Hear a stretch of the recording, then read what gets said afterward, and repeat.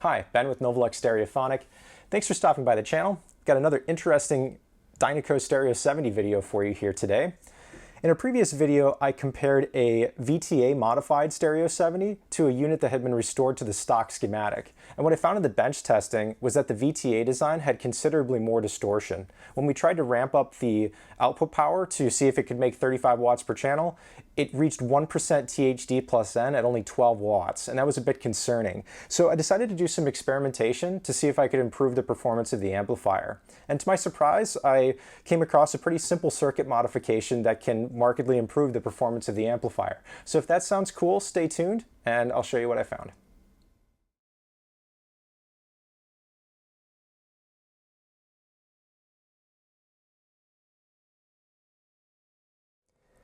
Before we get started on the experimentation, I wanted to go over some information that I found regarding the negative feedback circuit in this amplifier.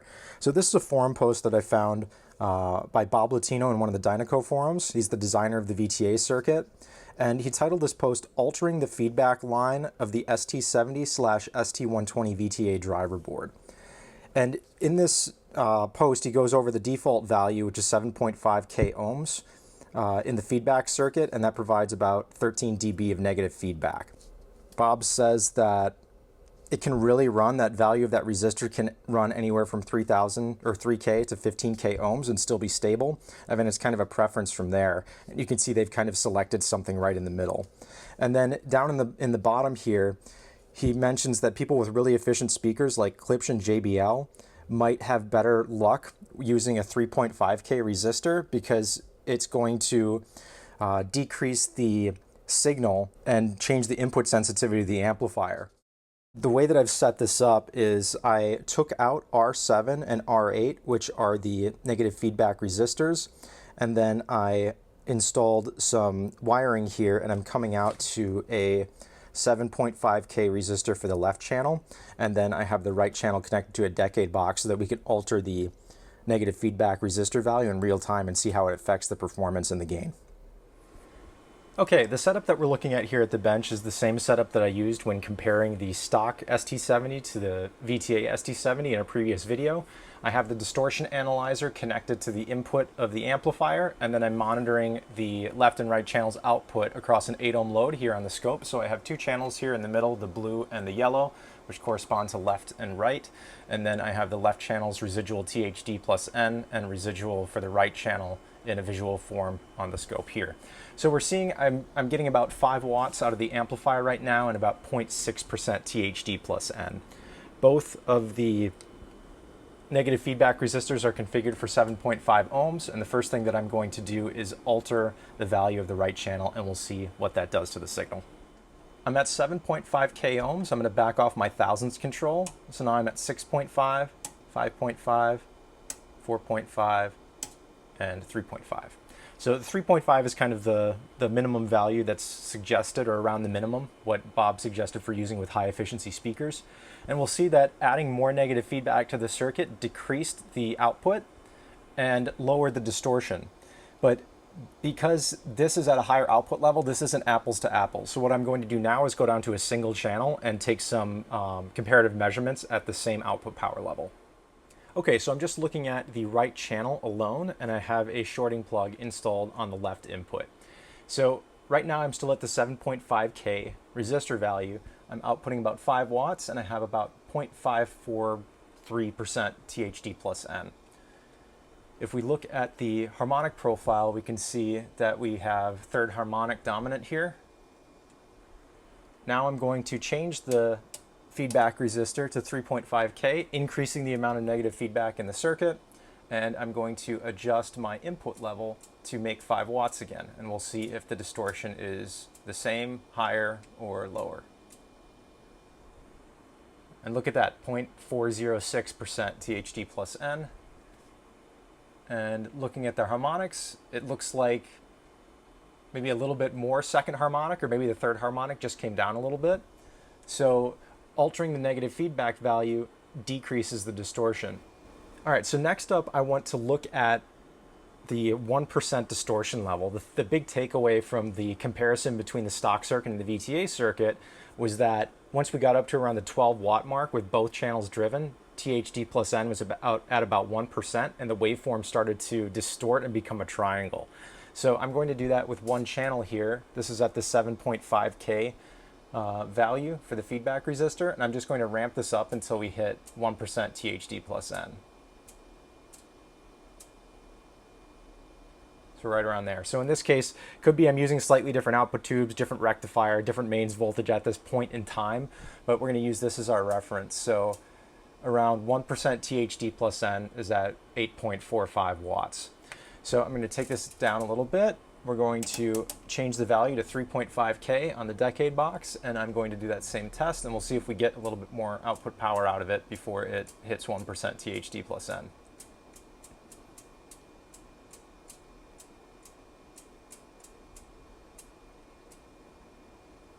And you can see clearly we've gained a little bit of output power before distortion occurs. So we're at 1% THD+N, and it's almost 12 watts versus only about 8.5 watts with the stock feedback design. So this kind of proves out that increasing the amount of negative feedback is decreasing the distortion of the amplifier. Just for kicks, I'm going to ramp this up a little bit more and see if this still deforms the wave in the same way. Now we're at clipping. Let's go to 35 watts. And what I want you to pay attention to is the shape of this wave. This is already coming into more of a triangle, but I also want to push this to 35 watts with the stock resistor and see what happens. So let's take this down, change it back to the stock value of 7.5K, turn it on, and ramp this up to 35 watts.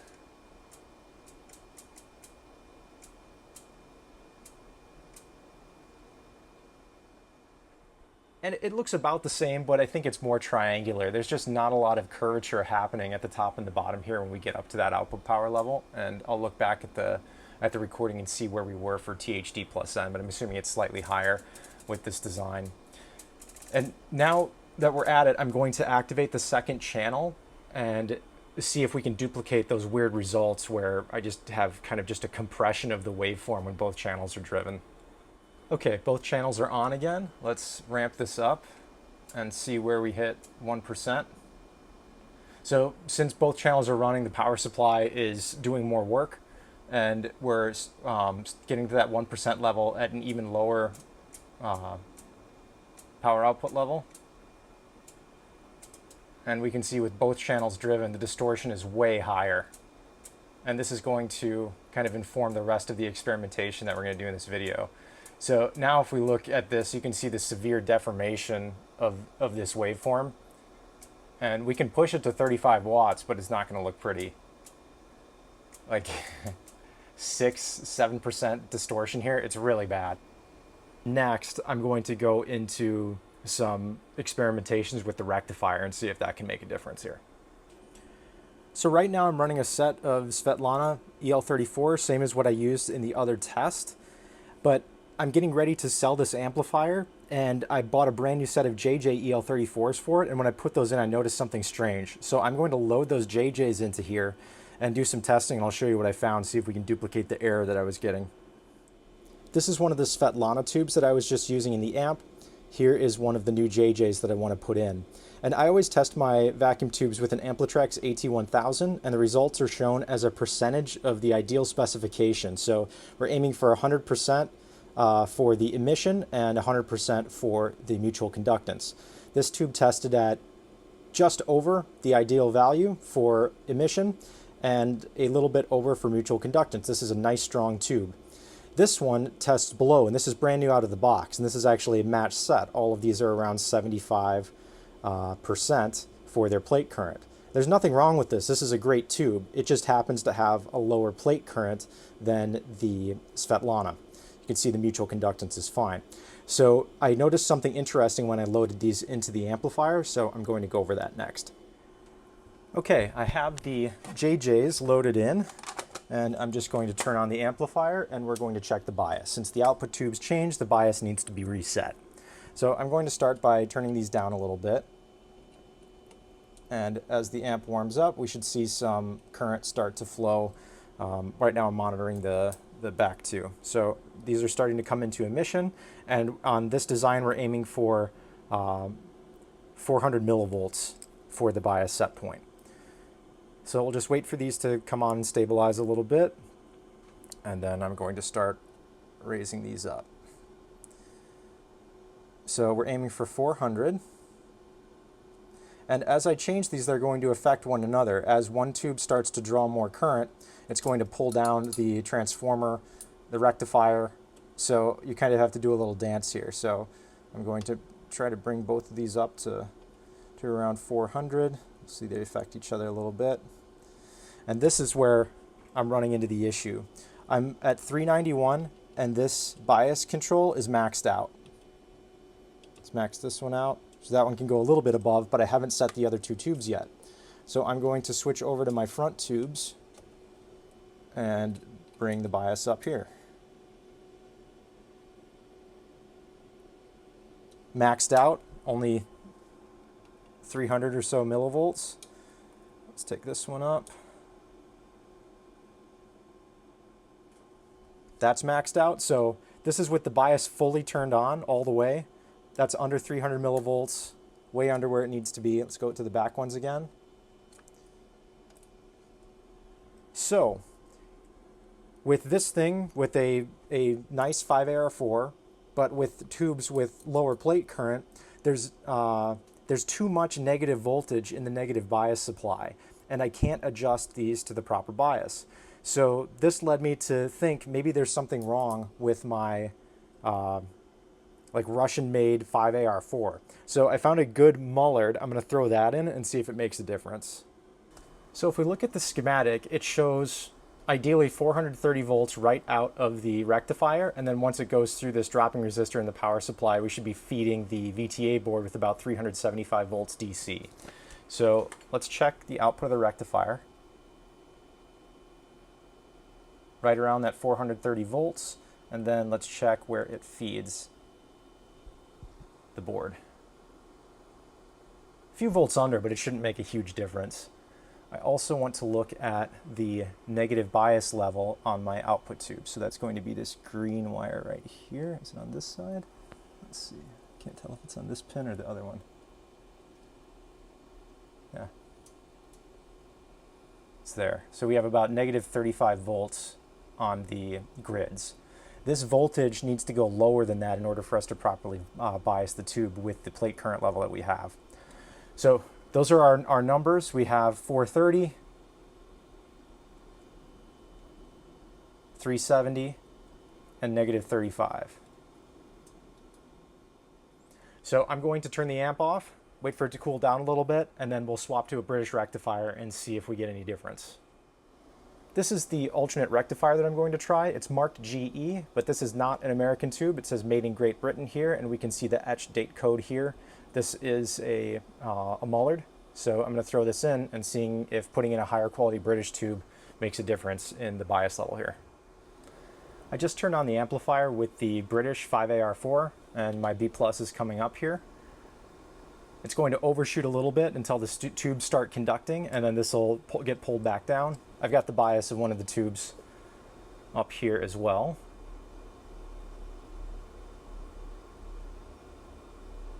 So already we're a little bit higher on this one. Let's see what we have coming into the VTA board. 380 instead of 370. So we did make a little bit of a difference here. Right now all the bias controls are still maxed out, so let's see what we get here. So that one's able to get above 400, those two. I might be able to tweak this out. Let's see. Let's see if I can get the other ones back. So this is the top one. Decrease this to around 400. This one is also going to need to get back down a bit. And we'll see if this gives us enough to do the other side as well.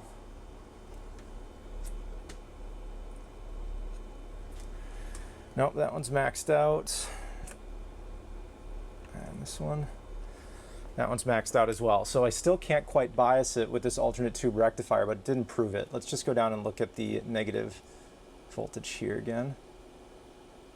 So yeah, a little bit lower than 35. So we're changing the relationship by increasing the voltage going into the board and into the output tubes. It changes kind of the relationship, and the negative voltage can go a little bit lower here and allow it to kind of bias properly, but it's still not there yet. So on proof of concept here, changing out the rectifier is somehow able to increase the bias level. So as another experiment, what I'm going to do is throw in a solid state rectifier. So this is just made up of a couple diodes, and this is going to do a couple of things. There's much less drop on a silicon diode than there is on a vacuum tube diode, and I'm not going to have the power supply powering the filament, the 5-volt filament of the 5AR4. So hopefully with this, it's going to give us a little bit better performance and we'll be able to bias these tubes. So let's load this in and see what happens.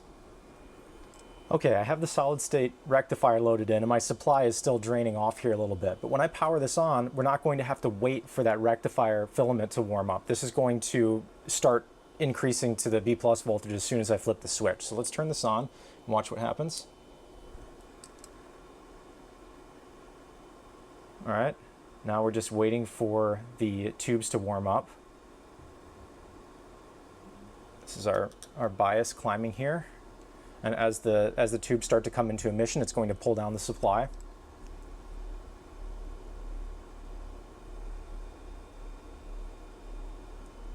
Okay, that looks like it's stabilized. Let's go ahead and try to bias this up.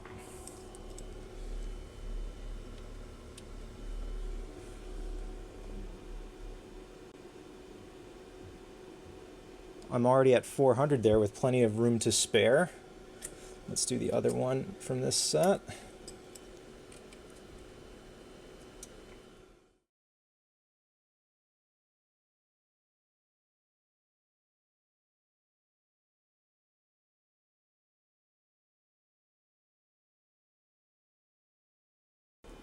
Remember, we were looking for around 430 volts here. We're up to 470.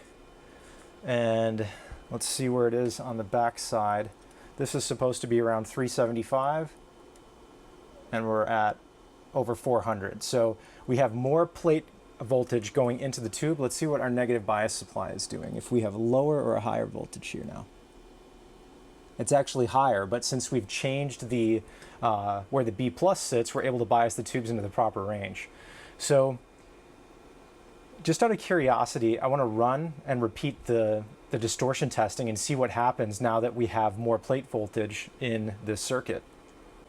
Okay, the solid state rectifier is loaded. I have the JJs in right now. We'll see how this turns out. If this has drastically improved it, we might have to go back to the Mullards and just make sure that that variable is under control. Let's just see what happens here. Okay, right now I'm about 8 watts. Yeah, look at the distortion levels, pretty low actually. Let's ramp this up and see what happens.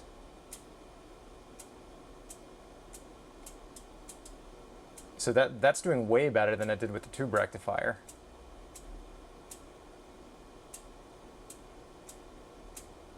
Look at that.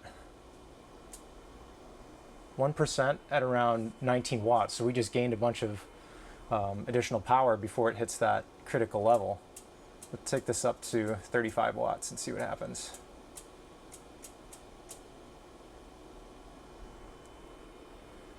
That's much better. I mean, this waveform looks pretty darn good at 35 watts. So you can see how increasing the plate voltage and not having the sag that you do with the tube rectifier really seems to help this circuit. And one of the things that the Tubes for Hi-Fi site offers as an upgrade is a dual rectifier board, which may help as well. And there's also a lot of these, especially when you do the ST-120, where you can get an alternate transformer that's like twice as tall. So it could be that that's what's going on here. But from what I'm seeing so far, it seems like that this board and the EL34s don't allow it to perform up to, its full potential on a tube rectifier. But just to make sure that these results are good, I'm going to turn off the amp, let these tubes cool down. I'm going to swap over to the Svetlanas, rebias it, and repeat the test, and we'll see what we get. All right, Svetlanas are loaded back in and biased up. Let's see what we get with this set of output tubes.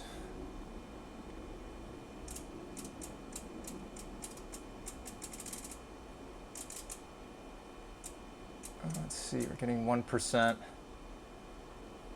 Interesting. I think the JJs made it a little bit higher before hitting 1%.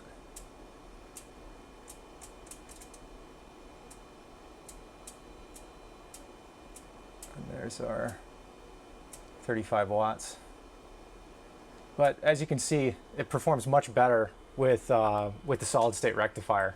So that could be the key to getting the most out of the VTA circuit, is running a solid state rectifier substitute. But what I'm going to do right now is, I like the idea of experimenting between different feedback resistor values. So what I'd like to do is use this stereo mono switch position that I left empty, and I'm going to put a double pole double throw switch in there and connect it so I can flip between 7.5K and 3.5K negative feedback values. That way I can set this thing up for listening and switch between the two negative feedback positions and see if I can hear a difference. Also, for the sake of experimentation, I want to be able to run this on a tube rectifier. And with the JJs that are going to be loaded into this, I can't get them biased up properly with either of my 5AR4s. So I'm going to figure out which resistor affects the overall negative voltage. I need to increase that resistor value to bring down the negative grid voltage to allow me to bias these into the proper position. So I'm going to take care of those two modifications, and then we'll come back and do some more testing. I've completed both of the modifications that I discussed, so I'll go over those now. I put a fresh double pole, double throw slide switch in the original stereo mono switch position and have it configured for negative feedback switching, so I'll go over that circuit now. This is the wiring that I came up with for the switch. This is just showing one half of it, so it's the same for both channels. R7 and R8 are the resistors in question, so I removed R7, and then on the pads for the resistor, I just attached two wires. One of them goes to the center of the switch, or the common, and then the other wire goes to a junction between a 7.5K and a 3.3K resistor. 7.5K is the default value. I didn't have any 3.5K in stock, which is what we tested with the Decade box, but 3.3K is close enough, and it's still within that 3K to 15K range that, that Bob gave. So when the switch is in the down position, the signal comes in here. It can't go anywhere on the 7.5, so it takes the path through the 3.3K resistor and then out to the other pad. And then if this switch was in the up position, it would come in through here, go through the 7.5, and then leave that way. So that's how that switch works. Let's look at the bias circuit. So for this bias issue, I've seen this symptom before, and it most often comes up on my end when I'm working on like a Marantz 8, Marantz 9, Marantz 5, those very early 1960s tube amplifiers, and they used a selenium rectifier in the negative bias supply. And I preventively swapped that to silicon and have to always add a compensating resistor. If I just swap the selenium diode to a silicon diode, I get more negative voltage than I need, and if I put in a weak tube, I can't bias it up. So it's the same symptom, but in this case, it's a different cause. So I was sifting through my emails because I had this vague recollection of seeing this somewhere in the documentation, but I looked through the paperwork that I had when I got the kit. I ordered a blank board and put together the parts myself. I got the parts list from VTA, and I noticed in the parts list there was a mention of R37 and R38, which are here and here. And the note said, if you can't bias your tubes up, change this value. So that's what I got into. So I've diagrammed, this isn't in the schematic, but I've diagrammed what I think is happening here based on the traces on the board. So there's a global negative power supply. I believe it's these two capacitors here, and there's a UF 4007 diode in there. So you have a global negative power supply, and my thought was, in order to lower the voltage, I'll just find the resistor in this global supply and increase its value to drop the voltage. But the suggestion in the parts list does the same thing in a different way. So the negative power supply comes in, we're just looking at one channel here. It goes to each of the two trimmer resistors and then through a resistor to ground. And this resistor kind of sets the negative voltage that's available here to be sent out to the grids. So by reducing this value to 15K, I think it's allowing more of that negative voltage to bleed to ground and then lowering what's available here, which is exactly what we needed. So now where we were stuck at like negative 35, I can probably go down to negative 33 or something like that. And now my trimmer is within the adjustment range for these lower plate current tubes. So that's how I solved that. I swapped these from 27K, which is the default value, down to 15K, and that seems to have resolved it. All right, I've got this thing warming up with the Mullard rectifier and the JJ tubes, and we're now able to bias it right into the proper range. Just tweak this down a little bit. Yeah, so that worked out great. So now I can actually bias this amplifier with a tube rectifier. So now I'd like to repeat the tests with the negative feedback. And what's nice is I'm going to be able to switch both channels in real time now. So when it's in the down position, that's the 3.3K. And when it's in the up position, that's my 7.5K. And it actually works out kind of nicely because up is high gain and down is low gain or low sensitivity. So that'll be an easy way to remember how that works. We're on the Mullard 5AR4 JJ EL34s. Everything's biased up properly. And let's just get some voltage references here. So right off the rectifier, I have 448. Feeding the VTA board, I have 385. And at the plate of the output tubes, I have 430. Okay, let's take a look at how this amp performs now with these modifications. So this is the first time having the JJs biased properly with the tube rectifier. This is on the stock 7.5K negative feedback. And what I'm going to do is find the 1% distortion level and see what everything looks like at rated power. So when we hit 1% in the right channel, I'm at about 15 watts here. Let's ramp this up all the way to 35 watts, which is the rated power of the amplifier.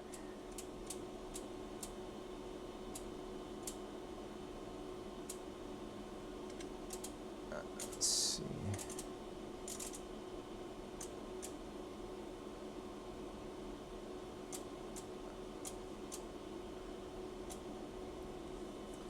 Okay, so we're at about 2.5% THD+N, and the waveform looks acceptable. So this is performing much better with the JJ tubes than I think with the Svetlanas on the 7.5K. All right, I'm going to flip this down to the 3.3K, and let's take a look at the 1% level on this setting.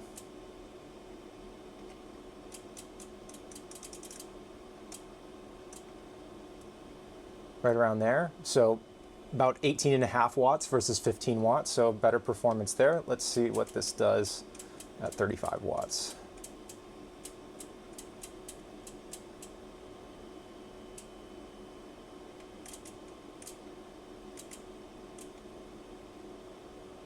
Okay, about 1.8%. That's considerably better. Waveform looks pretty good. Let's switch this to solid state rectification and see what the results look like. One of the things that I overlooked when switching to the solid state rectifier was the bias level, because our plate voltage is going up considerably. So I use this website. If you search bias calculator in Google, you should be able to find this robrobinette.com page. And I use this just as a quick reference for figuring out where to set bias when it's not clearly documented in literature. So when we were using the Mullard vacuum tube rectifier, our plate to cathode voltage was about 430 volts. So I've selected EL34, and I'm going to run the calculation here. And I think this is probably where the guys at VTA came up with the bias level for this output tube. So I'm assuming we're running in Class AB. It's fixed bias or negative grid bias, and we want to run at this level 70% max plate dissipation, which puts us around 40 milliamps. So that's equivalent to that 400 millivolt drop across the 10 ohm resistor. So this seems consistent. I think we were at around 470 volts maybe. I'll have to measure it when we actually run this rectifier, but we're probably going to have to bias the tubes with the solid state rectifier slightly lower. So I'm going to fire this up, and this meter is connected at the plate connection on one of the vacuum tubes. And this is worrying me a little bit. This voltage is so close to the tolerance of that capacitor before the tubes warm up. Now the tubes are starting to warm up now. I'm seeing some bias on my other meter, and it'll pull this down. But that's the cap that I have in here from Dynakitparts.com is rated at 525 volts. And that's sustained for quite a while, over 500. So that is interesting to note. So I'm going to go ahead and get these all biased up. I'm going to start at around 370, see where this drops it to, and we'll get an idea where we should be biasing this thing. So just bear with me as I bias this up. I've got the bias set to about 370 millivolts per tube, and it looks like we've got the plate to cathode voltage pulled down to around 463. So let's put that in here and see. 370. Let's bump it up to 380 on all of these, see if that pulls it down any more. All right, so here's all 4 tubes at about 380 for the bias level, or 38 milliamps. Looks like it pulled it down a little bit more.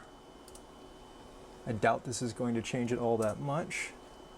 Gonna hit 5, there we go. Calculate 37.9. We're kind of right in there.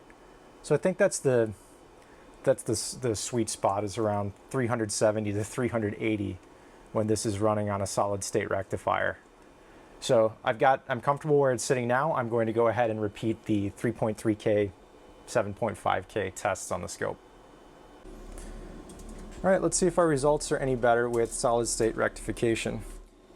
So this is in the 7.5K setting. It looks like we have a little bit of elevated distortion in the right channel. Let's take it up into clipping, or not quite clipping, but 35 watt output power, rated power. And I'll put up a spreadsheet at the end with all of the comparisons. This looks fairly similar to how it ran on the solid state rectifier. Let's switch it down to 3.3.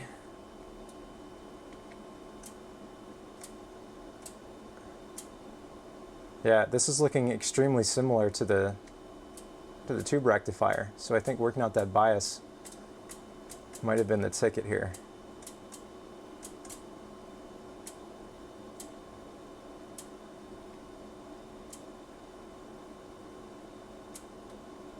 All right, I think tube versus solid state, we are pretty similar in performance now that we've got the bias and I'm able to take advantage of that negative feedback switch. So I guess one of the only things left is to look at if this has significantly worse performance with those Svetlanas. So I don't want to go too crazy with it. Let's just compare the Svetlanas to the JJs on solid state rectification. I've got the Svetlanas loaded in and biased up around 380 millivolts, and the drop seems to be about the same as with the JJs. All right, 7.5K. Look at this, the distortion is almost the same channel to channel, so there could be a slight defect in one of those JJs, because that's all that I've changed. I just swapped the output tubes.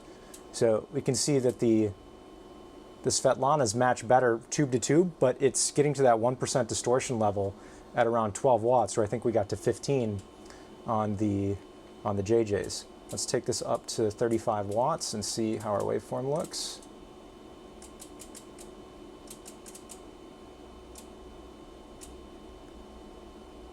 Somewhere around there, 2.8%. Wave looks pretty good. Let's go to the 3.3. So around 15 watts there at 1%. I didn't think that these tubes would be this different in performance. But it's interesting how close the left and right channel track together and how we had that discrepancy with the other tubes. There's our 35 watt mark.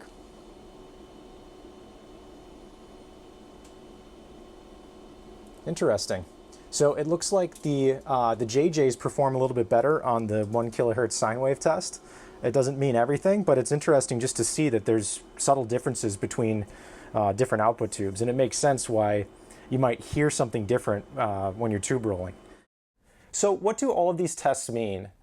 It was a little bit hard to show the results in one simple, concise document because there were many variables at play. We had 2 different output tube sets, tube versus solid state rectification, the ability to switch between 2 negative feedback levels, and I also played around with the bias a little bit. So what I've done is I just took all the data that I gathered and put it into one spreadsheet and then used some colored lines to kind of show some of the relationships. So I'm going to go through my takeaways one by one, but feel free to pause this next screen and study the results a little bit. And I'd love to get a discussion going in the comments about what you guys think about some of the different things that we tried, and if there's more videos that you would like me to create around this specific unit.